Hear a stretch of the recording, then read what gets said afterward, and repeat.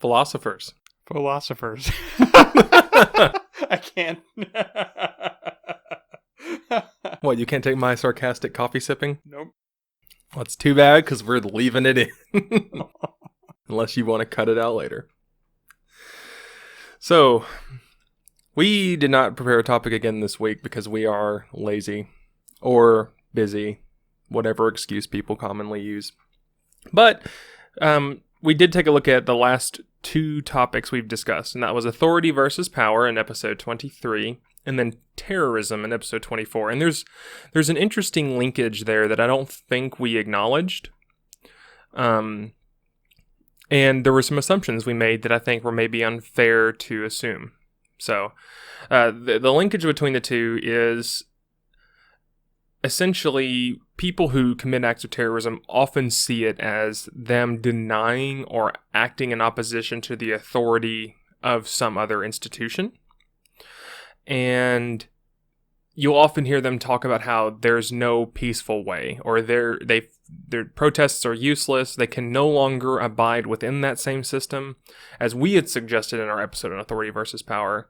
They can't stay within the system and oppose its authority any longer. Like they are getting too, And I'm not trying to give. This is not a devil's advocate for terrorism, okay? Just to preface, but that's some things you hear. And then the second assumption we made is that terrorism is bad. So we're going to take those two things and we're going to talk a little bit about what is, I think, or what we think is considerable recourse for actions. At what point is a protest okay? At what point do you protest as a group and give your time on a Saturday, up from doing little micro protests, like not paying your taxes till the day they're due because you don't want to give the government a loan, for example. That's a very micro form of protest, and all this stuff. At what point do you have to go from that to where you need to defend yourself, or at what point are words no longer enough, and stuff like that? So let's start by addressing the assumption we made last week, and that is terrorism is bad. So I think the assumption that terrorism is bad comes from the other conclusions we talked about before, that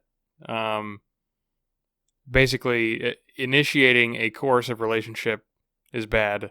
And so terrorists are seen as the instigators, because they normally are outsiders to the mainstream social norms. And so then when they commit their acts, they are disrupting what would otherwise be social order.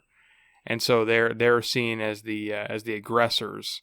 And so we see this as, since they threw the first blow, as it were, that they're the ones at fault. And let's go ahead and just jump to the most extreme example that I think is imprinted on most Americans' mind. 9/11 seemed totally unprovoked to your average American.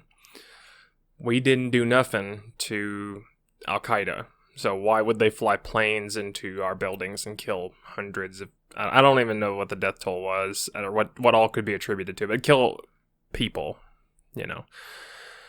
However, if you look at some of the justifications given, now granted, this is also going to kind of rub against taboo territory, because the general notion is we don't negotiate with terrorists, and that by committing terrorism, we don't care what you have to say anymore. We addressed that last week and how that's maybe not the best approach. You must acknowledge their reasons, and then you can attack the reasons on their own. You can separate the reasons from the act, and a lot of times, and address them separately. You can condemn an act while acknowledging there might be some nuggets of truth in the reasons for doing it. I'm not an expert on Middle Eastern or Middle Asian politics, but Al-Qaeda had what they considered to be adequate reasons for doing what they did. But that's a conversation that no one ever had, really. And it was kind of a taboo subject to talk about at the time, or you would have been seen as a sympathizer, So, I guess what we need to look at are, what are are there valid reasons, I guess, for doing something so drastic? Or maybe something less drastic, you know? Right. So, and really what it's going to come down to as far as the way anyone else is going to see it is just the optics of it. That, 9/11 looked terrible because basically nobody else around agreed with him. But you take the case of oh goodness, I'm gonna forget the name of this town. It's the one in Montana that we're talking about, the Rancher Rebellion, not too long ago. No. Oh. But yes, a rebellion. I don't think it was in Montana. I thought it was in like Tennessee or Kentucky. Anyway. Oh. Basically, corrupt local government starts doing corrupt local government things. People get fed up with it. They manage to get some arms from the local armory and go storm the Capitol. How long ago was this? Is this a historical event, or is this more modern history? Like a few decades. I think 20th century, but I don't remember. Don't remember where. Anyway, and so they threw out literally the well, I don't know the whole scope of who was ejected from the local government, but regardless, they, by way of force, kicked those people out of the local government. I think this was very local, like city or county. Right. But and so these people were not really seen as terrorists. There were no counter-terroristic measures taken against them later. There was probably some court proceedings following it, but I don't think that any of them were convicted of anything. Yeah. Another, I think, more recent example. Again, a lot of these things, the Battle of Athens, that was called. Oh, okay. I'll need to look that up because I don't know anything about that. The one I do recall, and there's a little bit more recent, was there. I think it was between the federal government. It wasn't all the way to the federal government. It was a bunch of ranchers who, I want to say they were out in Montana, they're Midwest somewhere, out in the middle of nowhere, who let their cattle graze on what was claimed to be federal land, because the further you get out west, the more land is owned by the federal government directly. Yeah, go look up a map of that sometime. Go look up a map of United States federally owned land and just see how the West just turns, normally because people are trying to push an agenda with it, it's colored red, so that it turns red as you go west. So right. And there's also a good CPG Grey video about it. I did say it right that time, right? No. CGP Grey? Yes. Damn it.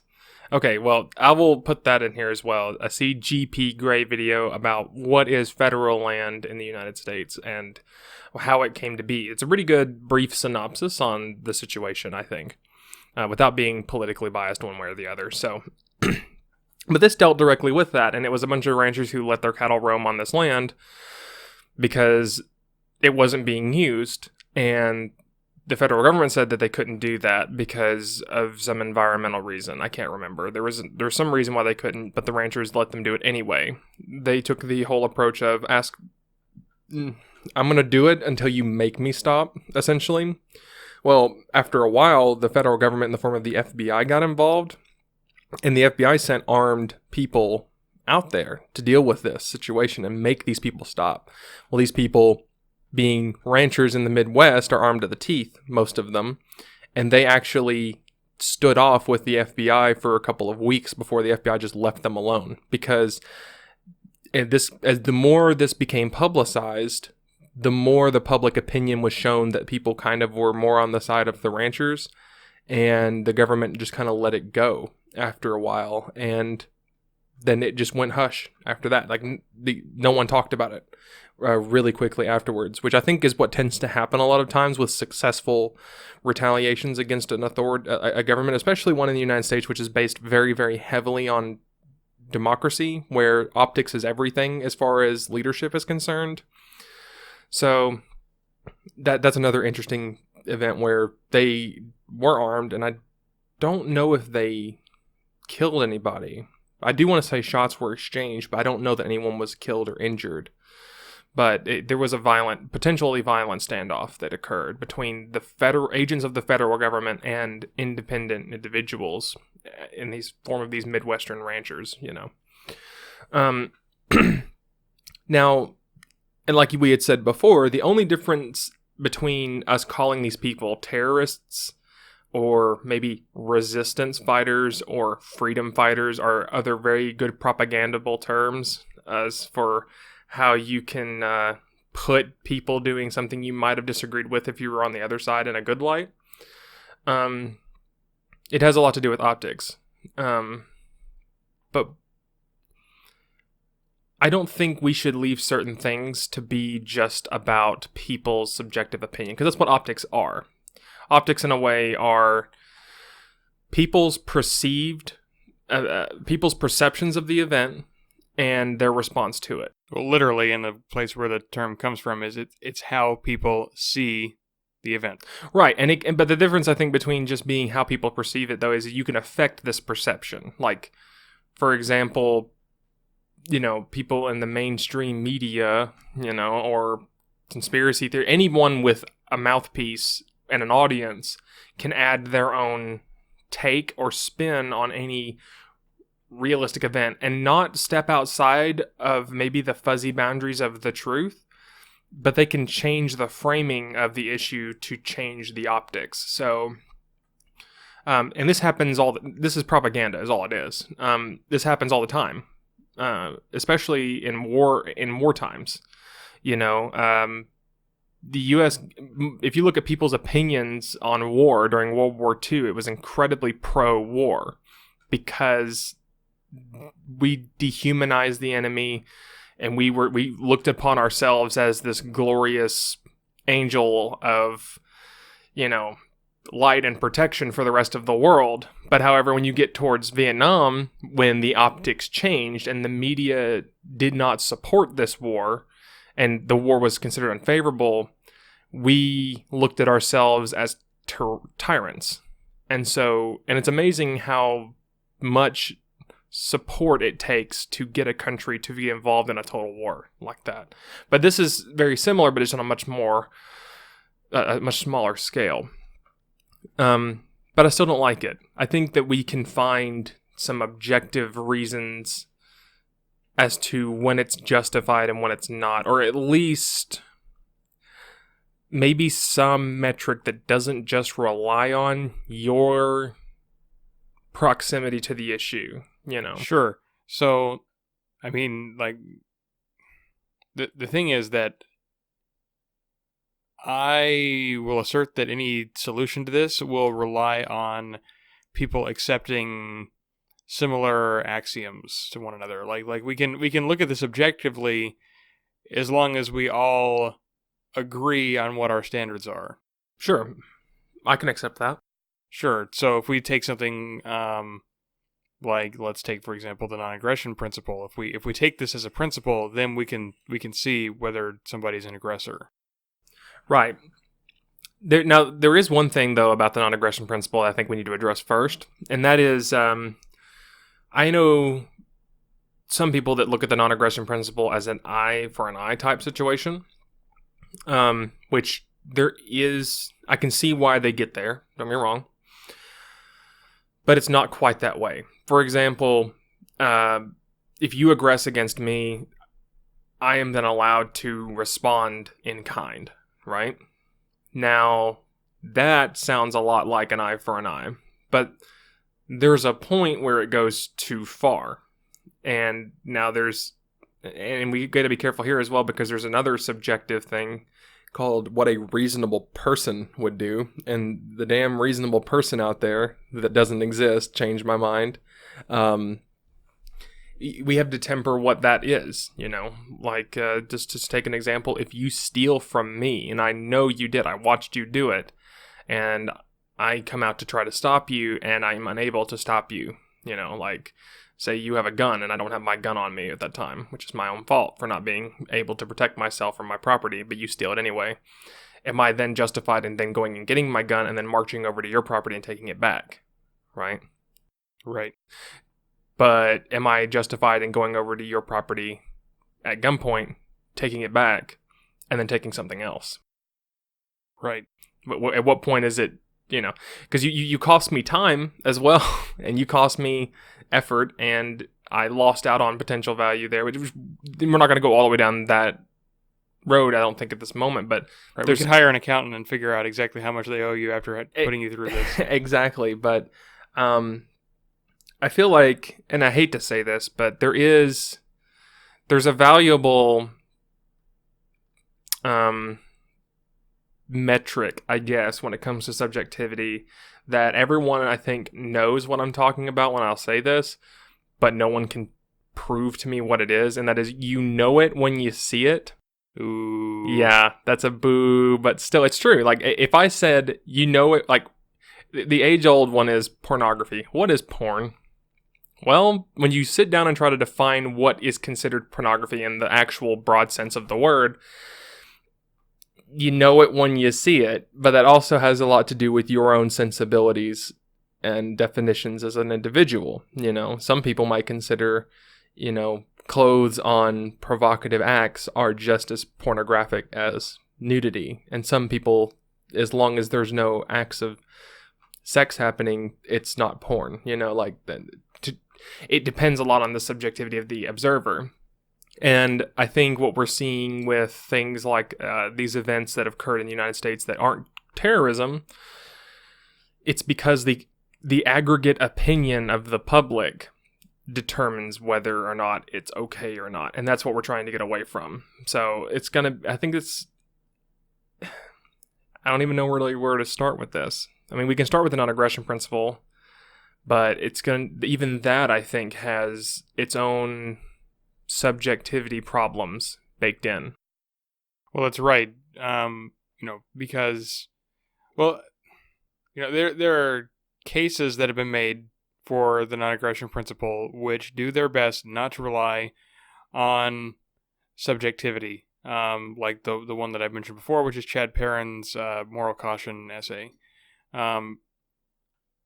But even that, the principle of that is basically nobody wants to do evil, whatever that might be.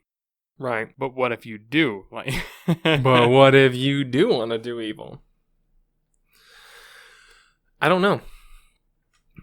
I think we won't get there metaphysically.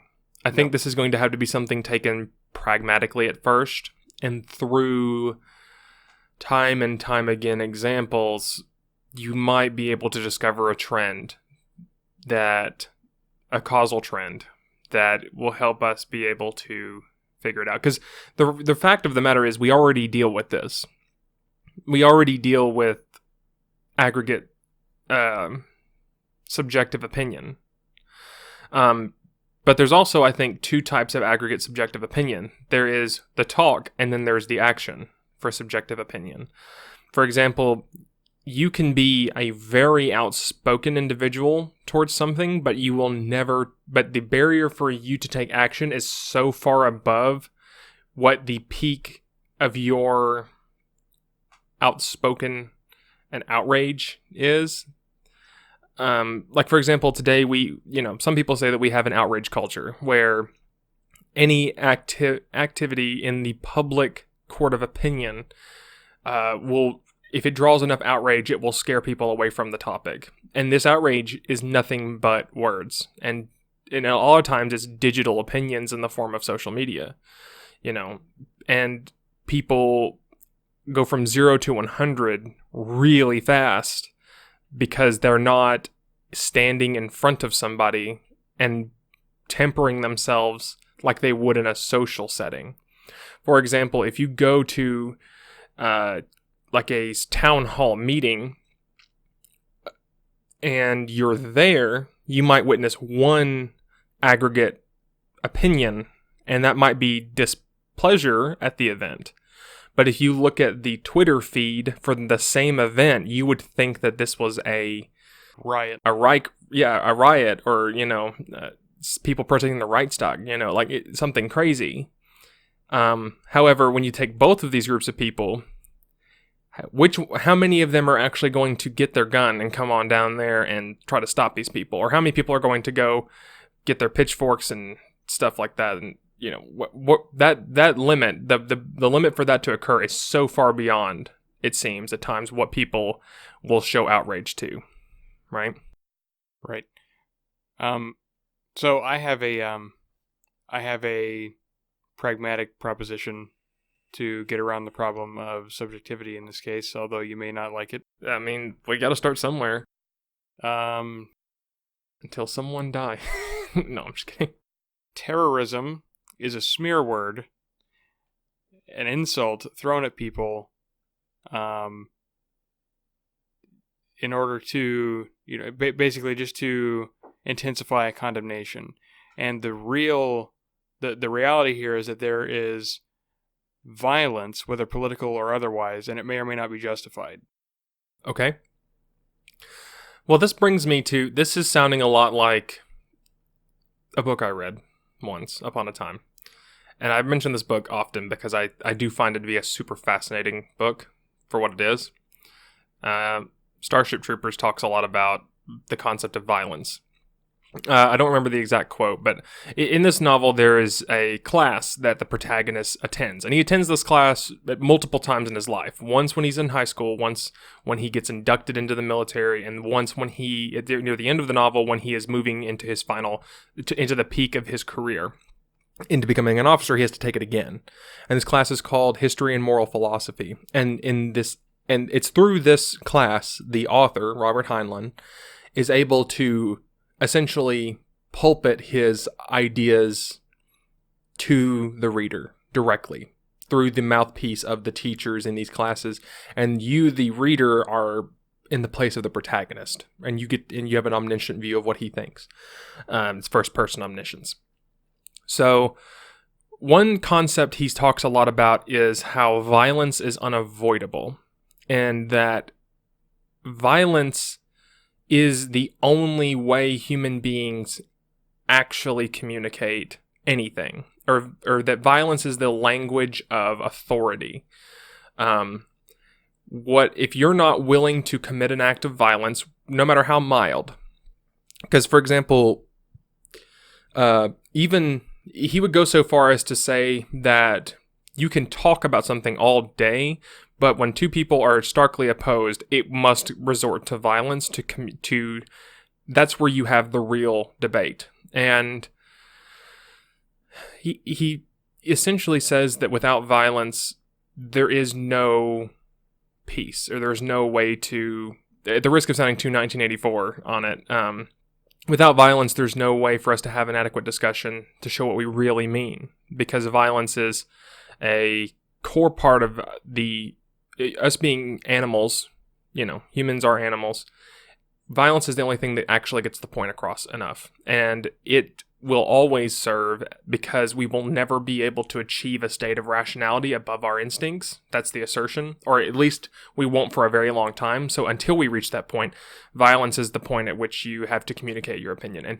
And he gets to this point. It's his justification for why veterans are the only people with political empowerment to do anything. It's because they have demonstrated their willingness to use violence to defend what they believe, essentially. And so, wrapping all that back down to where we are now, if you are not willing to commit an act, and you don't have to commit an act of violence, there's a stark distinction between being willing to and actually committing an act of violence. If you're not willing to commit an act of violence in the name of your principles, then they're not principles, and you don't really believe them enough.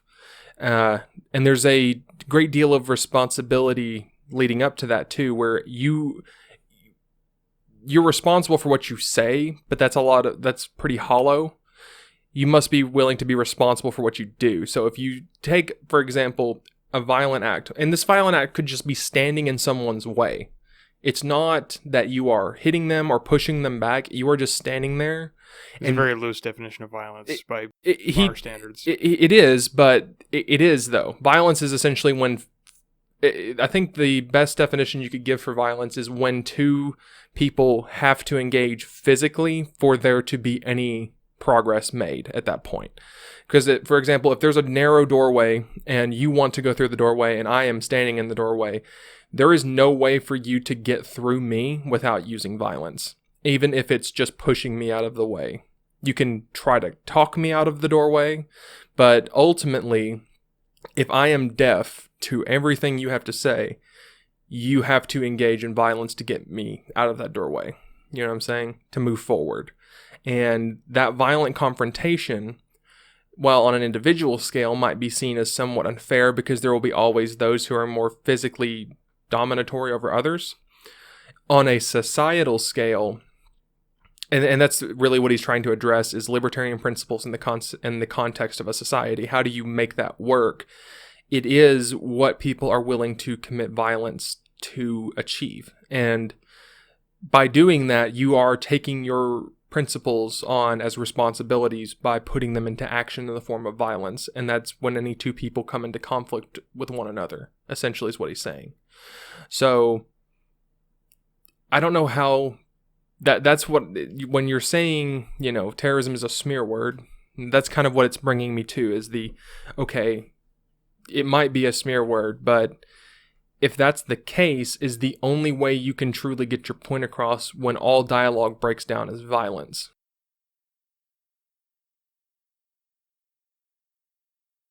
When all dialogue breaks down. Like when words are no longer enough. Like we have reached a standstill where no matter what you say, I'm not changing my mind. And no matter what I say, you're not changing your mind. Violence is the only next step. I don't know that, well, okay. Other factors matter before I will accept that violence is the only next step. Okay. Because it depends on the severity and importance of the disagreement. First of all, because if it's something that people can ultimately get over, then they will. Right, and that's the point. And what he was saying is that if no one is willing to engage in violence, no one's willing to start it, then it can go away because people aren't that dedicated to getting their way. If it's not something you truly have to do, you won't engage in violence to get it. And because it's not important enough to you. Because if it was important enough, you will go to those links. A good example of that is if, how important is your most prized possession? Is it important enough that you would fight somebody if they tried to take it? Or would you just let them steal it? And it's because he walks away from essentially the principled part of libertarianism, which is it doesn't matter if I want it enough. It matters that my principles say that it's wrong, and so I will engage on strict principle alone. When that maybe doesn't line up all the way with reality, there's a reason to believe that people will be allowed to be pushed around to a certain point because they will make sacrifices on things that aren't as important to maintain the things that are, And so when you reach a social equilibrium, when people are bumping against each other all the time, and finally you reach a place where I'm willing to commit violence, you're willing to commit violence, but we both know that we're both willing to commit violence and we really don't want to go there, so we just stop. And that's the new boundary for authority between these two people. But it's that occurring on a multi-layered scale, where it's you versus everybody else, and everybody else versus everybody else, all on a one-to-one matchup.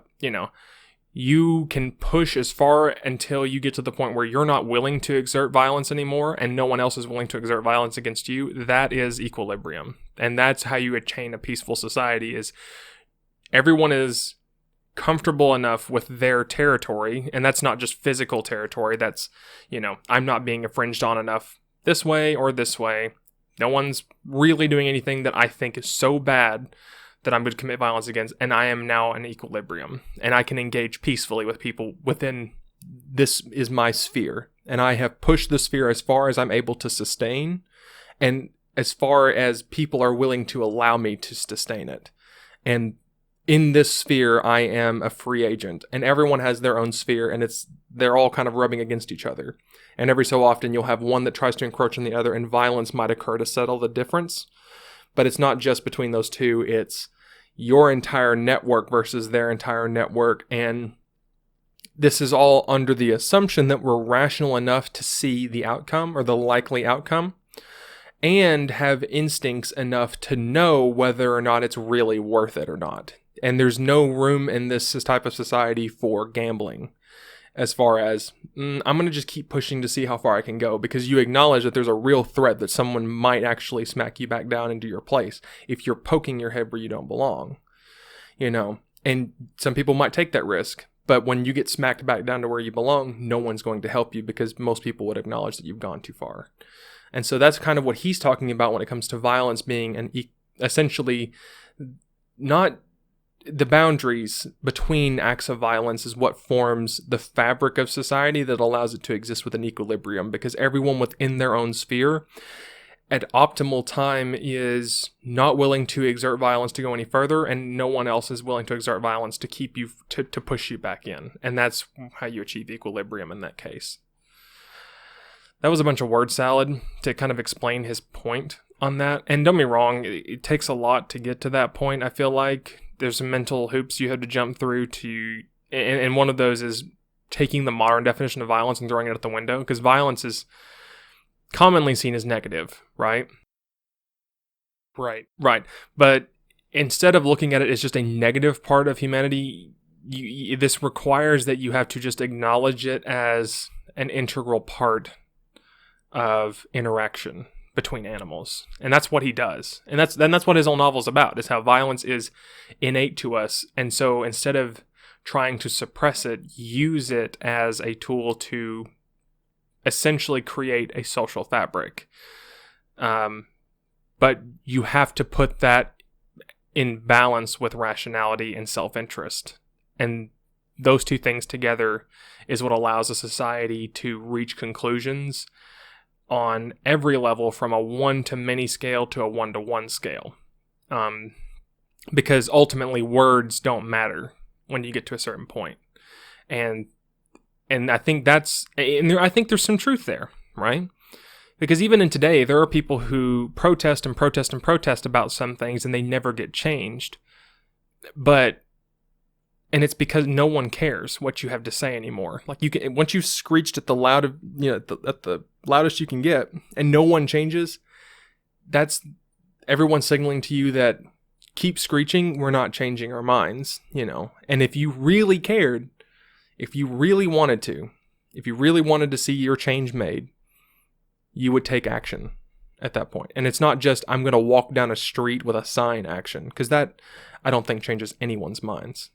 It's, I'm going to, and you can view this in the form of what we would now consider nonviolent protests, Like if you look at the civil rights movement, nonviolent protests in the form of blocking highways, or what was it called, where they would just occupy every seat on a bus, I forget what that's called, or sit-ins, Those are actually violent protests.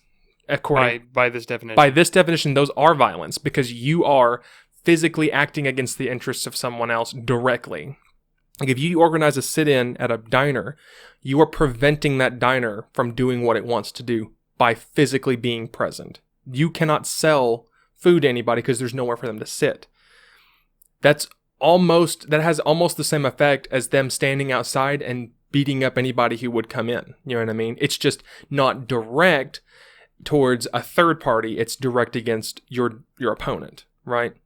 In this concept of violence, they're the same. Violence is looked at more by your willingness to just physically act. That's all violence really is physical action that directly impedes against another person. So, I don't know what you have to say about that, but that's his idea on it. And I'm not saying that's the best idea, but I do think that there's some interesting thought pieces in there that I haven't heard decent enough. I haven't heard a good enough reason that rebuts it that I'm willing to just throw it out yet. It's a lot to think about. For sure. And the verbiage on its own, just given our culture, is very inflammatory. Sure. So I imagine that a lot of people will hear that probably get about halfway through that and stop. Just because of the verbiage, but yeah, I mean, under consideration, there's definitely a point there.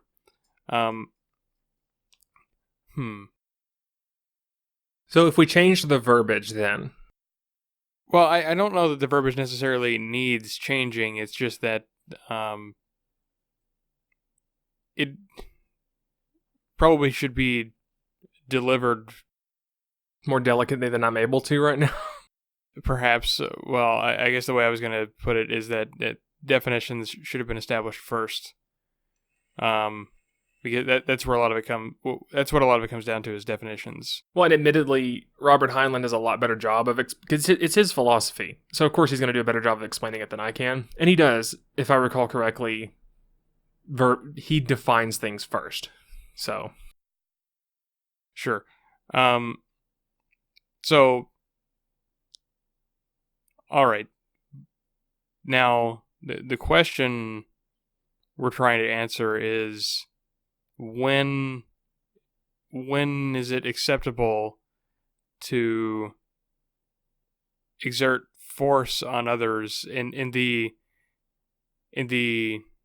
colloquial sense of the term, which is, not merely physically impeding, but going so far as to seriously injure or kill people. Right. And to be fair, the definitions I've laid out, it sidesteps this whole thing, because it says, according to it, it's the same. There's no difference. And the time at which you would do this is still subjective, because it really just depends on the will of the individual at the time, or the will of the individuals involved separately. And so it essentially sidesteps the question and says that there is no way to objectively lay out a standard necessarily. You could create one, but that would require everyone being in agreement on an objective reality. Good luck. But I think it also offers a roadmap to get there, because another part of his novelization that I'm banking pretty heavily on right now, to be honest, is it glimpses at the history of how the society got to that point and accepting that morality. And it was that society got there because groups of people of like-mindedness exerted their will against others. There was struggle, and it was those who, and it kind of, to admitting it's one of the shortcomings, it essentially says that there's almost this divine will without pointing to a god. It's that people know what is right deep down, and so they will support what is right when they see it. And that's your objective truth, is that we were able to detect it without being able to define it directly. And so through these struggles, these people were able to exert their will enough on others to reach a point where the common, even if everyone didn't agree, those who disagreed weren't at the point where they were willing to commit violence to change it. You essentially reach a valley in potential energy where people aren't willing to exert energy to change the system anymore, because it's not bad. They may not like it, but they can't justify it enough to act out against it. And so it's almost this mystical thing where we all just kind of know what's right deep down, or we can acknowledge, or there's something innate in our ability to just be able to know when there's something right or wrong, even if we're not consciously aware of it. And I don't like that, to be honest. Because I was going to say that's a pretty bold assertion. It is a bold assertion, but it's an assertion made that people deep down know what's right and what's wrong.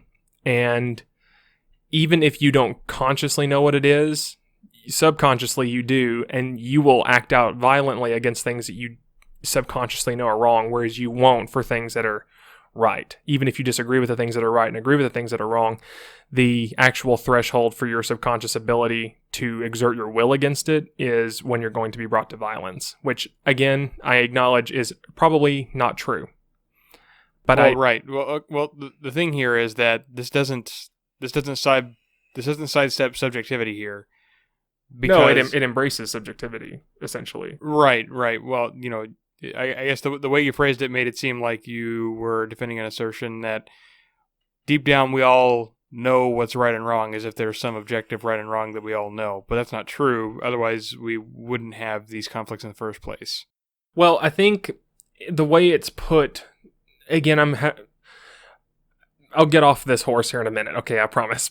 But I do think, because I'm also pondering this out, because I've not had a chance to really demonstrate it in a discussion to see where the obvious holes are. And even though the longer we have this discussion, I acknowledge that this is one of them.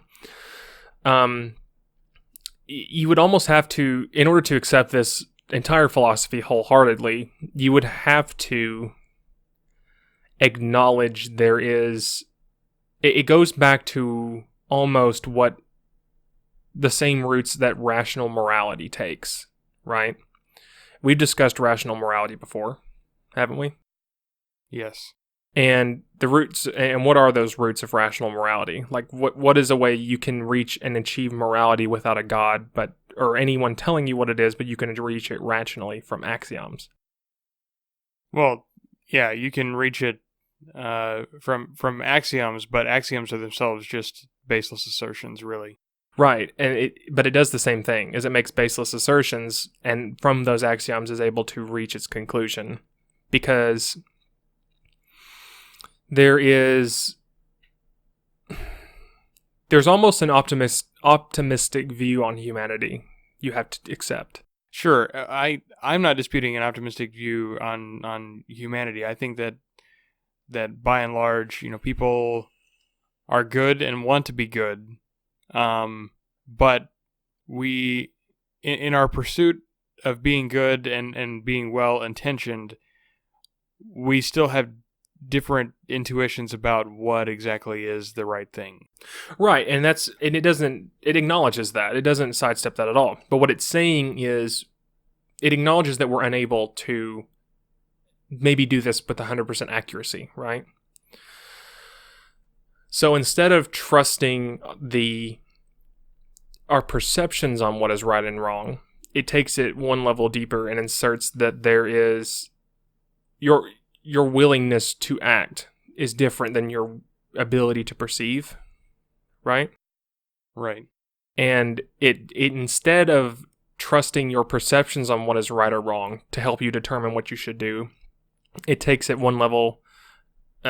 What it would say is deeper. It doesn't necessarily mean that it is deeper, but it says whatever you are willing to actually act against. And so, and I think in doing that, it's trying to address directly the problem of violence instead of the problem of what is right or wrong. It is, instead of saying what is right or wrong is what matters, it's what are people realistically going to do regardless of whatever right or wrong is. What are they going to be willing to act out violently for? Sure. I think this really is pretty close to my proposition earlier, which is that terrorism is kind of a meaningless term in the sense that, right, because basically, if we take a religious terrorist, this person was apparently willing to take it that far, and did. Yeah, because they did. Right, yeah. It's obvious that they were willing to because they did. But we're, for all intents and purposes, nobody else sees it that way. Right, but that's not... Nobody else sees it as justified. Right, but the thing is, it doesn't matter if people see it as justified. Right. Are people going to act back? And we did. Well, when I say we, the people of the United States did. Like, we authorized indirectly force on other people. We tacitly accepted the individuals who said, I'll go over there and exert my force back against it. And right. But I guess that's what I what I was saying is that the term terrorist is just a label that we put on people who commit acts of political violence with which we disagree. Right, and that's and if we agreed with it, it would be called, Heroism. and that's exactly right, because you could, from the, like, if you flip the perspective, say you're an Afghan native that you're a farmer or a sheep herder or whatever, you just live there and you're doing your thing, and you see some other guy, some white man show up that's in a camo uniform with a gun, and him and a bunch of his buddies walk into a building that is in your village, and they shoot up the place. You think, man, that's terrorism. They're trying to change the political landscape of where I'm from. But over here, we accept those people back with open arms and with decorations, And I think one of the biggest problems with that is that, well, there's a tribalistic element, A, and B, it's that there is no universal perspective. No one has the third person perspective on the whole thing that you could trust. Like, you can't trust yourself to be unbiased in it, because you will innately benefit from one, or you'll benefit from one or the other, and whichever one you tend to benefit from, you will tend to side with. And I think what is being said about your willingness to exert violence is that what this system allows for as well is you to acknowledge you benefit but still act out violently against it. And because I think that's also a truth. You could be a part of a system that you benefit from but still think it's wrong and act out violently against it, And because that happens too. It's just a lot more complicated. I think another thing that makes this more complicated is that there's a group dynamic that exists as well beyond the individual dynamic. For example, most Americans are not actually willing to exert violence against an external force. If you're looking at this on a nation's game, most of us, let's take Gaddafi, for example. Everyone, from what we've heard about Gaddafi, was that he was a terrible person, and he supported terrorists if he wasn't a terrorist himself, right? He was a tyrant, he was a dictator. He was doing things that were wrong, okay? Now, if you ask the average American, okay, are you going to sign up to join the military to go over there and exert your force against it? No. Most people won't. But we exist in a society that allows us to defer that violence to someone else and say, no, but I will support someone else who does it on my behalf. And that makes it, I think, a little more complicated, because now, because one thing that in Highline's novel is that it's focused on the soldier itself. There's a reason Johnny Rico is a soldier. That's why you're put in his shoes, because he is the first person exerting violence against another force, right? You don't look at it from the perspective of the civilian because they don't matter. For example, because they're not willing to exert force, they're neutral to the whole thing, right? We don't have that. And occurrences, and the way it is for us is that we don't have to exert force directly against anything. We can sub that out to someone else through a government. If we had, and even though we do have a purely voluntary military, there are people who are willing to do it for pay, and they're happy to go over there and put their lives on the line and act out, put physical violence against someone else on behalf of their group. I think if everyone was allowed to opt in or out of this whole system, I think it might be a little bit more, I think you would be able to see what people really cared about more. Like, for example, and I guess technically there's nothing stopping this from happening anyway, because there are, for example, people from the United States and the West who went and joined ISIS to fight against their own country's soldiers, for example. We, of course, labeled those people as terrorists, but still, that's a freedom that people have and are able to do. Right. Slight tangent. Sure. I think a lot of the things that happen with regard to the government, or with regard to what government agents do, things happen that people largely think are wrong, but they get away with it because the violence is put on. It's somebody else, an agent is acting on behalf of the people, and so this is why, a lot of people will balk at the question. Actually, if someone is trying to propose, let's say, a tax for whatever, to, let's say, get better technology for the local school or something like that. Sure. Which basically, if anyone, you'll mostly get, a unanimous vote, or at least an almost unanimous vote on, yes, we should do more things for the school, because kids. Because kids, yes. Think of the children. Think of the children. But, supposing there were people in the town who didn't want to pay this tax. Say you didn't have kids. Right, didn't have kids, don't want to pay the tax, or sent your kids to private school, didn't want to have to pay to put things in the public school, whatever. You have your motives for not wanting to pay. Now, you ask somebody who supported the tax, okay, are you willing to grab a gun and go get the money from this person? No. Of course not. But you kind of are, though, because you don't have to get your hands dirty. You can instead let someone whose job it is to go do that. Right, but I think that's actually very dangerous. That. Well, yeah, because you get to benefit without any action of your own. Right. Well, it's not even right. Exactly. It's that. It has everything to do with the fact that one benefits from it. It's not because they think that it's right on like some sort of metaphysical level to buy more things for the school. It's that they see a possible benefit in the future. Investment, if you right, will. An investment, right. And they have no incentive to actually care about the principle, because all they can do, they can, raise their hand, say aye, or sign a piece of paper or whatever. Cast a ballot. Right. That says, I authorize somebody else to go execute this. Right. And don't get me wrong, and actually I think there is a metaphysical reason people are okay with that, because in debates I've had before with people who favor something like socialism, even though they don't want to call it that because it's a dirty word now, but that's what they're supporting by doing this, they think that it is good for everybody, and so you should be forced. But you could pose the same question of, okay, if you think it's so good, would you donate money to do it instead of making someone else go get the money?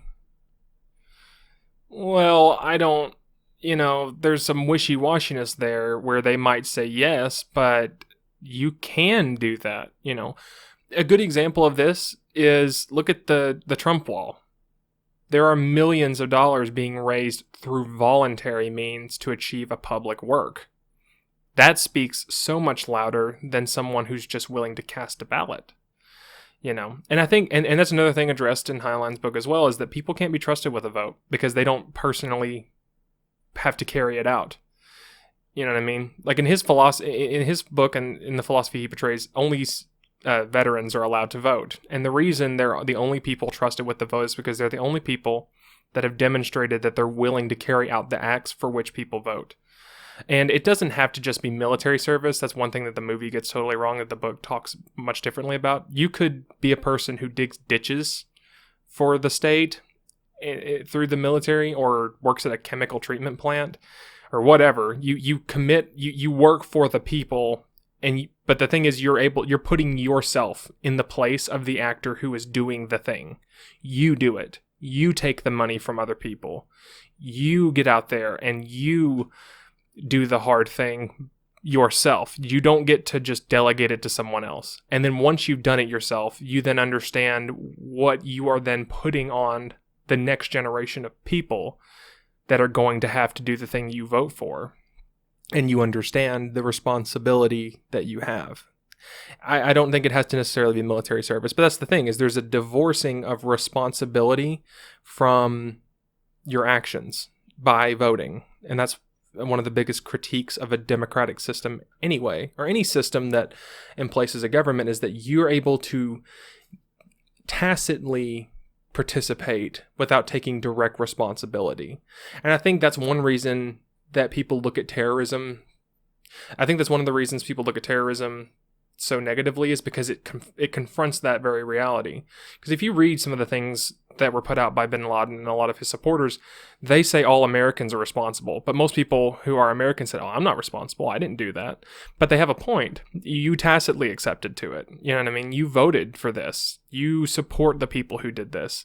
And if you read our own documents, the government gets its power from all of us as an aggregate. And that's also kind of unfair as well. Because say you are the one person that votes against going to war that is wrong, you still supported it with your taxes, or you still supported it by participating in the system in a way. And even if, don't get me wrong, you can resist the system from within by tacitly denying authority here and there, but the whole system's unfair, you know. I think we're going to talk about social contract theory at one point, and that's the biggest gripe I have with social contract theory, is that you owe this body your allegiance and your participation and your support, or, you know what I mean, you're forced into this group of people who get to decide, and you're still responsible for the outcome even if you didn't vote for it.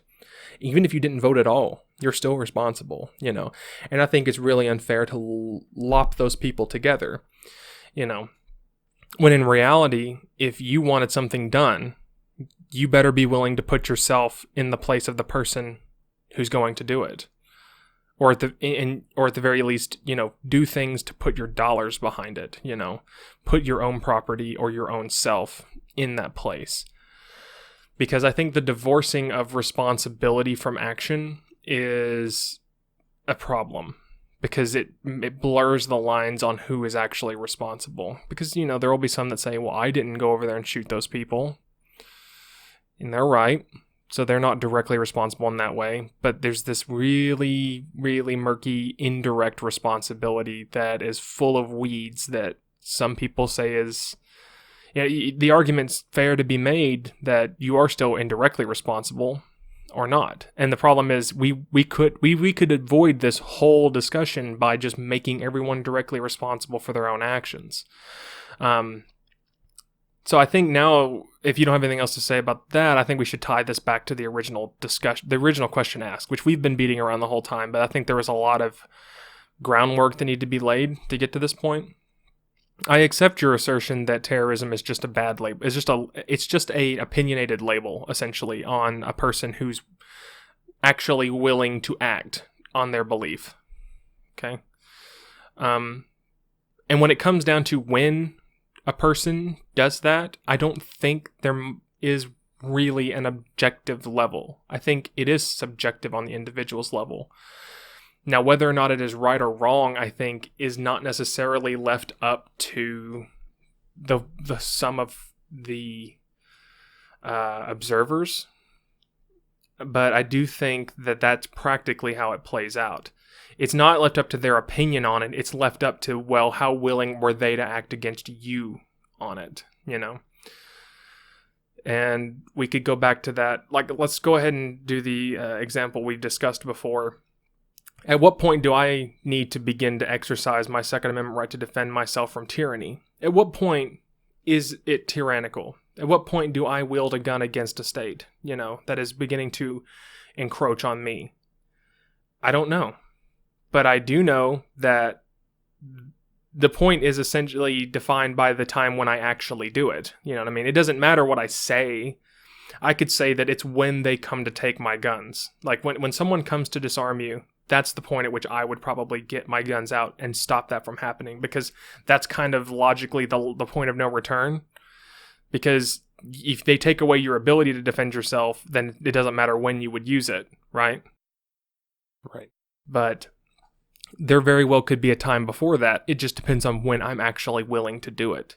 You know, when the G-man comes a-knocking, you know, if my first instinct is to reach for the handgun to defend myself, then that's the point. I found it. You know, it's kind of like saying, you know, a person can't afford to know their limits, but because you only know when the day comes, when you're actually going to do it. And that's kind of scary because you don't know when that day is. It's different for each person. But for a government, what they have to look out for is the day that the significant critical mass of people decide to do that, which can change, via rhetoric and optics, it can change. Because clearly some people already got to that point. The people in the Midwest who brought out guns against the state, or the people in Tennessee that, was it the Athens? Yeah, I think it was Tennessee, but I'm not sure. Yeah, those people found their point, and it wasn't when people were going to come to take their guns. They just reached their breaking point, and then not only did the individual reach his or her breaking point, but the critical mass of people that you can no longer contain without going to the next level. And that's an interesting point, too. The government didn't stop these things, even though they could. They didn't actually, because the point could be made that the U.S. government or the state of Tennessee or Montana could mobilize the National Guard to go out there and shoot these people. They could have gone to the next level, but they weren't willing to. So clearly it wasn't worth stopping. And that's equilibrium, is when one side has pushed to its boundary and says, this is as far as I'm going to go until you poke back. And the other institution said, look, I'll let you go that far because I'm not willing to stop you from going any further. If you go any further, I'll stop you. But as long as you're right there, that's my breaking point. And when people have reached the edge of their breaking points, that's when you've reached equilibrium. And it's dangerous because you're essentially having to go to the tipping point every time to find that limit. But that is the real limit, is when two bodies are at their tipping points, but neither are willing to go to the next step, And we call it terrorism when we disagree, but I think I agree with you when you say it's a meaningless label, because it doesn't matter if you disagree. Are you getting your gun to go fight against it? Are you showing up to and it doesn't have to be necessarily direct violence like that. Are you willing to go stand against it, Tiananmen Square style? What's the point for you? And I think there's a truth there. I don't know if I've defined it adequately enough, but I think there's definitely a truth there, because that seems to be what happens, especially in times of revolt or revolution, or when individuals come in contact against a state, you quickly find where both people are willing to go and where they're not. And the line between those is where equilibrium actually is. And I think it's at that point the maximum freedom can be achieved, because you can maybe make the argument that those people still are bound by a system, but they're not going to get any freer than that because they're not willing to push for that freedom even further, Yeah.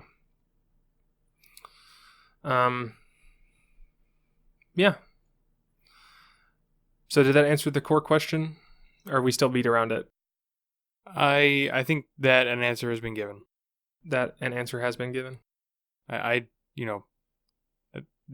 may or may not be more to say about it, but I think this definitely will give some folks something to think about, and it's giving me something to think about. So, me too, because I'll be honest with you, this is the first time I've actually been able to take my ponderances on what Heinlein had laid out in his book and actually put them into a practical context. And it's an interesting philosophy. I definitely think I don't think it's 100% correct, for sure. But I do think it points at the reality. And that's what we had discussed about looking for truth. Truth is not about what seems right or what we seem to agree with. It's about the laws by which reality will play when set out in the system, And it gets complicated with people because people are subjective in a way. And so they may not do everything the same way. Even the same person might act differently in the same instance twice, free will aside and all that. But I think when it comes to finding nuggets of truth, or what seems to be the most true, like those really annoying test questions, which one of these is most correct? Which one of these seems to be the most in line with the truth?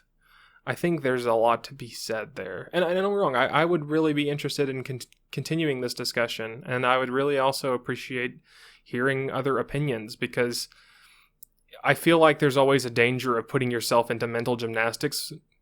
And I feel like I may or may not have engaged a little bit in that today, and it's dangerous to get yourself worked into a place where, yeah, this seems right, because you've you've modified the initial conditions to something they're really not to make it fit. But either way, for the sake of discussion, I think it's been very interesting, for sure. So with that, Philosophers. Fauxlosophers.